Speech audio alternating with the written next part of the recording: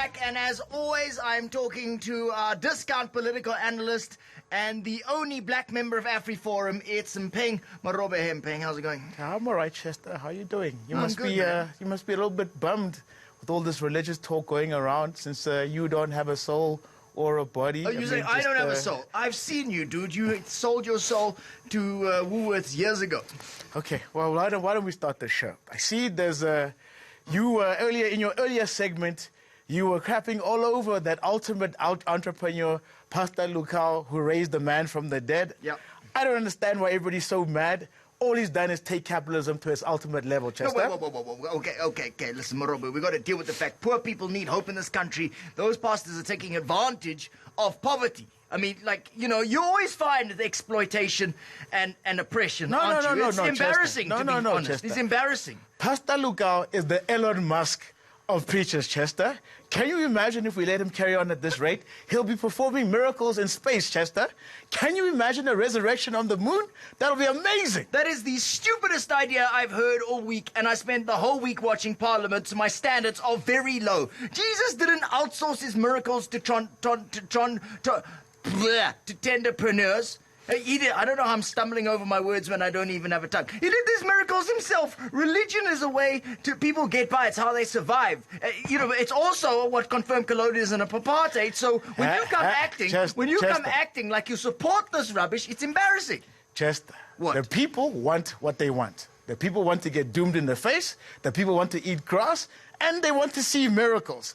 I don't know. He's just giving them what they want, Chester. No, okay, dude. Listen, anyone who's done any reading knows that religion is the opiate of the masses. Karl Marx helps us understand this. It's a type of hyper-capitalism used as a way to express... You're basically a prophet yourself, aren't you? Prophet Morobe. You dress like a freaking prophet. Pastor Morobe. I really like the sound of that, Chester. And I already thought of a great name for my church. What? I call it the New African Apostolic Capitalist Mission Church. How do we solve it? Mustn't we clamp down on these people? It's embarrassing. Clamp down? What are you talking about, Chester? I thought you were a Democrat. Who are we to tell the people what to do with their money, Chester? I mean, I believe the lotto is a tax on the dumb, but just the other day, someone won $200 million. So what do I know? No, dude, we're one of the most oppressive and unequal societies on earth. You're normalizing exploitation. I mean, the lotto at least gives back. All that Bushiri gets is a freaking jet. Religion, politics, capitalism, they're all the same thing. Our politicians are knee-deep in religion, and they're all corrupt as all hell. I mean, we even have a political party that's based on nothing but religion, the ACDP. Basically, they all want us to live like it's still Bible times. And you remember when Jacob Zuma said that the ANC will be in charge of South Africa until Jesus comes back. So you see, listen, no. You're being disingenuous. The ACDP is a religious position. It's a political party, I mean. It doesn't have a jet. Jacob Zuma is a chance taker, but you're like one of these typical white atheists who writes off people's beliefs as a joke. You don't appreciate what it survived. Your soul would be in hell if you had one, and I don't know how you get by going out in the street and treating people's lives as a joke. It's not okay, dude. It really isn't okay. You must have no Facebook friends. Do you have any Facebook friends? I don't know what you're talking about, Chester. You're not answering the question. Do you have any Facebook friends? Do you have any Facebook friends? I don't go on Facebook. Because he doesn't have any friends. He doesn't have any friends. Look, those two are not the only politicians guilty of this, Chester. There's also Pastor Maimane of the DA. The only politician I've heard of who also wants to be president. I mean, like, what the hell is he going to do, Chester? Have the State of the Nation address on a Sunday? Are we all going to have to stop paying taxes and instead put all our money into a collection box? It's kind of crazy if you think about it. Mpheng Marobe, where have you been living? Religion is all about power. It's understandable that Christianity goes with power. That's how it's worked. You're a Catholic, aren't you? You got raised a Catholic? No. I don't have any religion. He was raised a Catholic. I'm not a sucker. I don't believe in just giving my money away. It's the Roman Empire, and you know it. There's nothing wrong with religion and politics coming together as long as they don't interfere with each other brutally. I don't know what your point is. I don't know. Did you see the DA manifesto launch? Okay.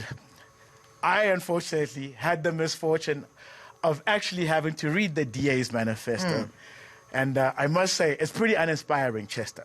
Basically, it's 87 pages of the ANC is terrible at doing this thing, and we're going to do it better. No, but that's what you're not understanding, Marobe. Listen, the government is about mundane stuff. We want them to be mundane, not sex and razzmatazz. Look at you, man. You're talking Come to on, a puppet. Chester. We just spoke about the preachers and how fantastically well they're doing. Of course the people want to see sex and razzmatazz. Who just wants boring admin? This is South Africa, man. Hasimo states, Chester. Hasimo states. I don't know what that means. Basically, the DA just takes ANC ideas and promises to implement them better, right? The only difference they have really is that the DA has promised that they're going to slim down government and cut it all the way down to just 15 ministry.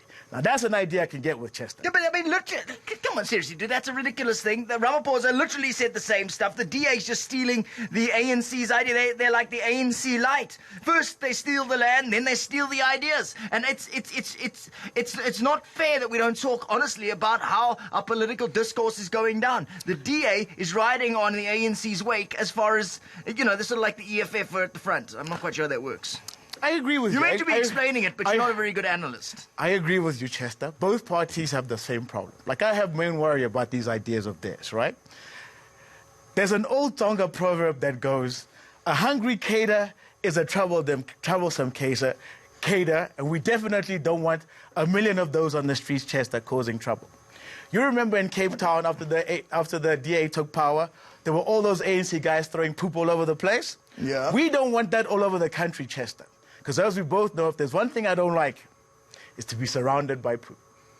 But then why are you on the show? Boom! Listen, you don't know any Tonga. There's no such thing as a hungry cater, a troublesome cater. It's perfectly possible. It's perfectly possible to Chester, can you read Tonga, Chester? Hey, can you read Tonga? No, of course I can't. My eyes don't work. What's wrong with you? I can't read anything. The point being that your belief that our public service is incapable is absolutely offensive. That was Mpheng Morobe, and I'm embarrassed to have him on the show. He won't be here next week. He'll be working at Woolworths as a manager.